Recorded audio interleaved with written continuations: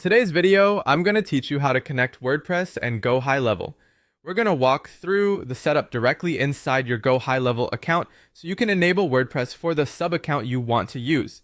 This is a very straightforward process, but it helps to know exactly where to click so nothing gets missed along the way. To begin, log into GoHighLevel. Once you're inside the platform, make sure you are in the correct sub-account.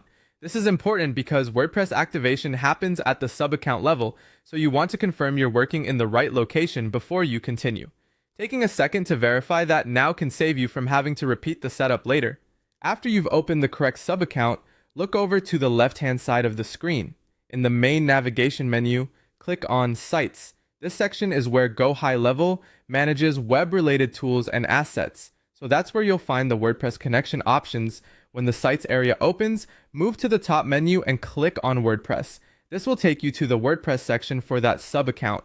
If this is your first time accessing it, you'll likely see an option to begin activation.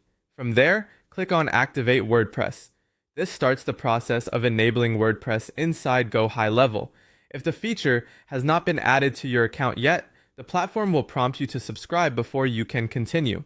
At this point, you'll need to subscribe to WordPress. GoHighLevel will show the available option for activation, and you can proceed by selecting the subscription prompt shown on your screen. In this example, the next step is to click the button to pay $10 and subscribe. Once you click that subscription button, GoHighLevel will process the WordPress add-on for your sub-account. After that, WordPress should be activated and ready for use within that account. A quick tip before you finish, make sure your billing details are up to date so the subscription goes through without any delays.